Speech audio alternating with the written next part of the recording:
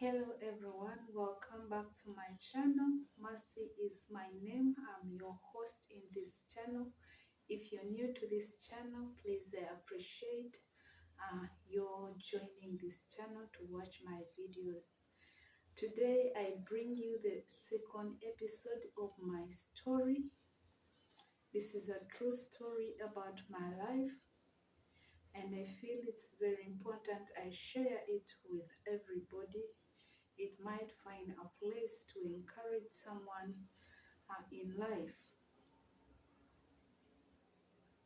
If you never watched the first episode of this story, please, you can check out my videos on the YouTube and you will find that first part of the story.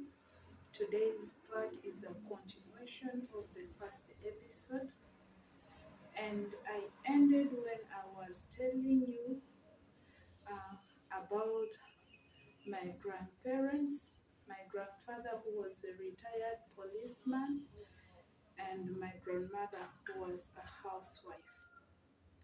Their lives were a bit different, though they were two people who were staying together. I told you earlier, my grandfather walked his path and achieved his success. He was a policeman, he retired, and he was living on his savings and his pension. My grandmother was a housewife, and she found herself in the garden every day up to her old age. So what am I driving at? These were two people who walked their life journey, who walked through the challenges and the triumphs of their lives, and at the end of it all, they are all living the lives. Actually, they are living the outcome of their hard work in their journey of life. If you never focus on your life journey, the outcome will not be any better than the effort you put when you are still strong, energetic, and young to work out your destiny. However, today, I don't want to dwell much on that. I am telling you my story. I'm only referring you to my grandparents because they are the people who stayed with me in my childhood. The people around you play a very big impact in your life. The energies that they give, the motivation that they give has a very big influence in your life. Have you ever wondered why some people never really work so hard if they are around people who are lazy? It is easy to transfer negative energy to somebody. That is why your cycle of friends, the circle of people around you, must be selectively picked. If you just hang around with anybody, you are digging your own failure. You are just working your own failure. It is very important that you stay around people who fuel you up, around people who encourage you to reach your destiny. My grandparents played that big role. My grandfather was a disciplinarian. If you always made a mistake, there were consequences for that mistake. Irrespective of your age, he would call you and sit you down and talk to you about the mistake that you've done. And my grandmother, on the other hand, she was a hands-on person. She taught and she worked with whoever she was teaching. If she gave you any housework and you never fulfilled it, you have to pay for that. You could not just do away with it. So I was brought up in that kind of balance, that I had to work so hard. And no wonder the impact it has created in my life today. I don't doubt it. I don't really doubt it, because I see my childhood as a strong foundation for me. It was a hard childhood when I compared myself to the children who were better off, who were living in better off families, and I thought they were living a good life. But actually it is now that I realize that it was important that I go through those childhood lessons, that I go through those childhood experiences, that I am strong today to face my own fears, to face my own fears of hard work. It has really impacted my life. It is now that I appreciate what my yesterday played for my today. That is why I want to encourage somebody here that it is not your upbringing, it is not your upbringing that makes who you are. The upbringing just stabilizes you to walk into your destiny. The upbringing prepares you. The upbringing lays a foundation, but you have to continue working out, building brick by brick until you make it, until you build to the level that you want to make in life. If you were born to poor parents, it does not mean that your life will continue in poverty. That environment of poverty in your childhood, in your upbringing, was a foundation to prepare you and instruct you that you have to work harder in the future. You have to work harder and earn success. It does not teach you to become a lazy body. It teaches you to work tirelessly and make ends meet.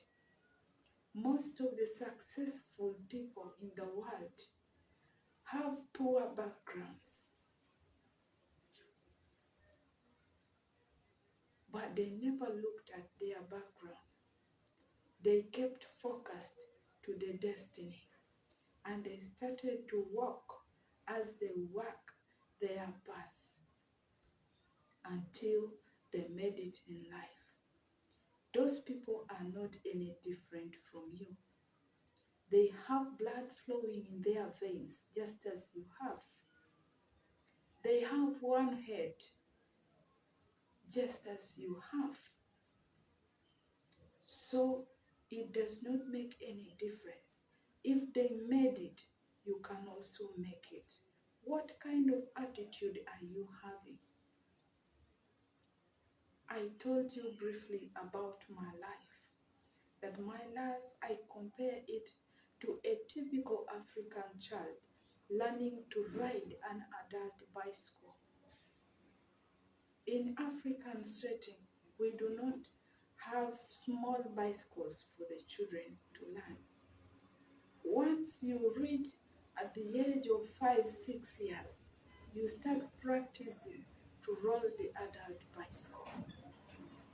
As you learn to roll it, you now go ahead and start to ride it. And when you start riding it, you don't start riding it from the rider's seat. You start riding it by the sides, because The bicycle is an adult bicycle, and therefore it is not um, it's not made at the height of the child. But that does not stop the African child from riding a bicycle. They are focused. They learn to navigate the height of the bicycle. They put their legs by the sides of the bicycle, one leg in the opposite side, and this leg on this other side. They get hold of the rider's seat, and they get hold of the hands of the bicycle, and they control. They ride the bicycle just that way. That is what life is. You have to learn to navigate the skills and the principles of life, because life does not favor anybody. Life does not care whether you are born from a poor family or you are born from a rich family, whether you are born lame or you are born not lame, whether you are born very poor. Life will not sympathize with you. The principles of life are constant for everybody. Life does not reward you at your comfortable seat. That is why it is important that we walk and work our destinies. We just don't walk to them. We have to work as we walk to them. So my career started when I was just that little girl. I would trek to school that was about more than 2 kilometers away from home. I never went to a nursery school. I remember those years. You would go to school at the age of about 5, 6 years. And because we were born to illiterate parents, some of the children born to illiterate parents, the parents will not know the age of the child. So what they would do once you reach school, they tell you to pass your arm over your head. If it touches the opposite ear, you are good to go to school. So every time that went by, I was very eager to go to school. I was very eager to go to school. I never knew what school was like. Not until I started trekking those kilometers, more than 2 kilometers, to school on a Maram road on my bare little feet. I never wore a shoe from my primary 1, my primary 2, my primary 3 is when I started wearing shoes. It is not because maybe I completely did not have the shoes, but I did not feel the importance of wearing the shoes because all the rest of the children never wore shoes. So I felt that was the order of the day, that we never wear shoes. Even if I wore a pair of shoes, I would find myself at school giving them out for every child to try on. When you wore shoes, you were looked at as an expensive person who's coming from a well-off home. But that was not the case with me. It was not a well-off home.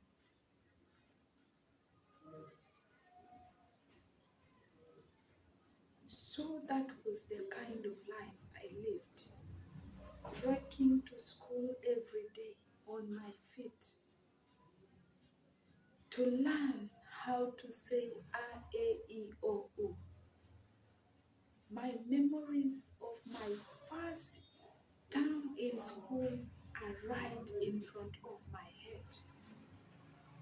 I remember my first book that I wrote in was not this real book, the exercise book. We wrote on the sand under some big tree at school. That is where we wrote. We wrote down on the sand, and our teacher would move around, marking on the soil where we've written. That was my beginning. I remember very well. Things were not good. I remember my first class was under a mango tree, sitting on the headstones. That was it. That was my beginning. It was not an easy one. It was not an easy one. It was tough time. If it rained, it meant there are no classes that day, because they would combine all the children in the same classroom and you read from there. But I thank God today there are a number of schools, including that school where I was before. There are a number of buildings that have been constructed. Children have classrooms, but it does not rule out. I know there is some part of this country or of this world that there are children who are studying under mango tree, who don't have books to write on. But I know if they work and work out their destiny, they will make it in life. They will be our future leaders. They will be the future presidents, the future member of parliaments, the future doctors, the future engineers, the future teachers, and they'll be the future mentors and inspirational people to give hope to those whose lives seem hopeless. My life seemed hopeless at the beginning, all through my primary school, until somehow my mother came back after finishing her studies. And by God's grace, she succeeded to get a job. I started to see a glimpse of hope. I started to see a change of my life. That is the time I started to see the future with a bit of more hope. Even if it was not yet to where we expected life to be. But at least I had a reason to smile, because I knew I would manage to go through my studies, because I had someone who is to support me financially, who is to encourage me, who has inspired me that I can also make it in life. So when I finished my primary level,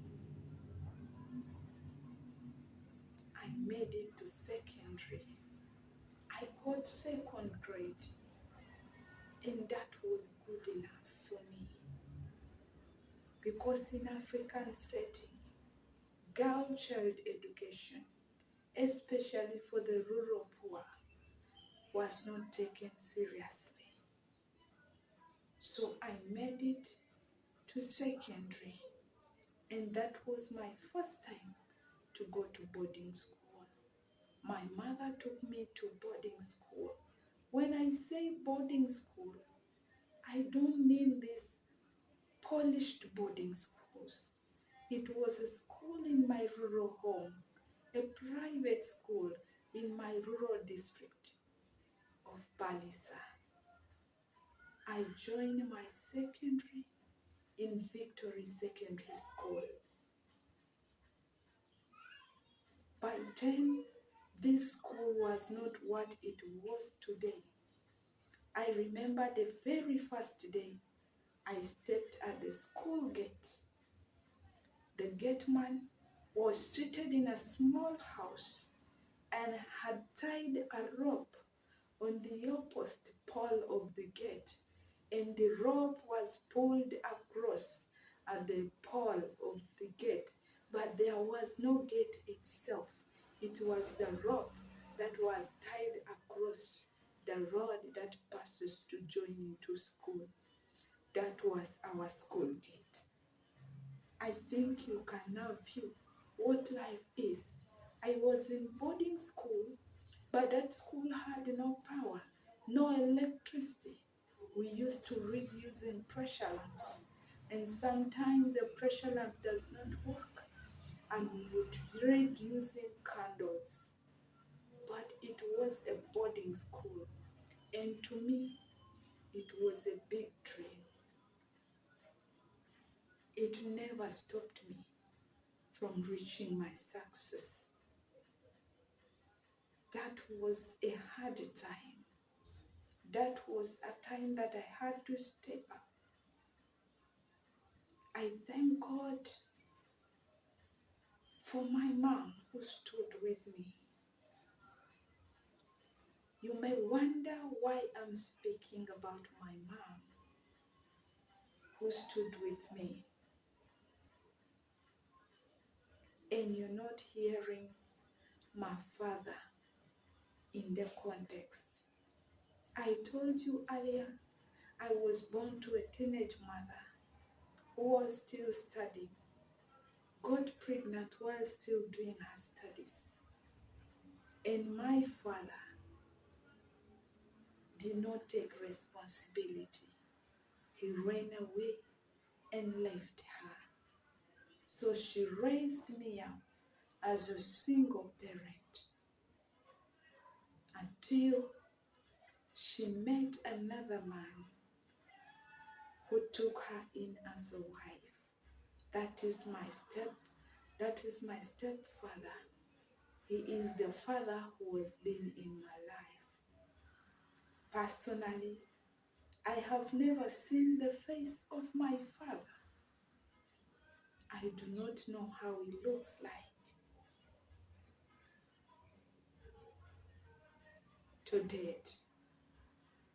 But life has remained. Life has not changed. So I want to encourage you. Your challenges in life should not limit you. I made it to secondary school. I started from the lowest secondary school, but I made it. When my results of senior 4 came back, my mother got a phone call from the principal of the school congratulating me. I was so happy. And my mother was honored by the school.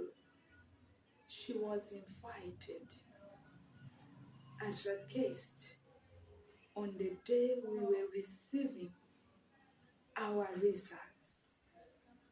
It was made official.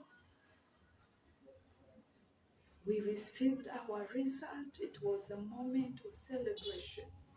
I remember watching my mother shake every hand of the students who sat that examination and telling them congratulations, congratulations. I could not stop smiling because I know and I felt the joy in her heart.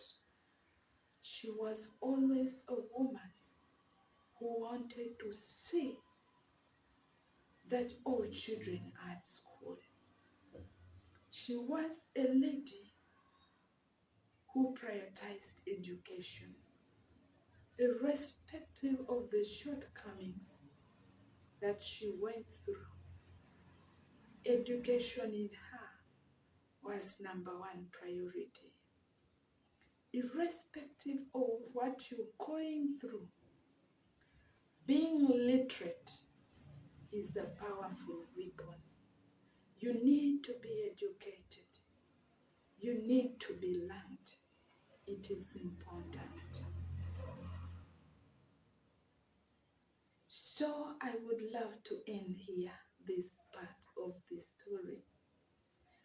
And our third episode, we shall talk through my journey through my A-level and my course.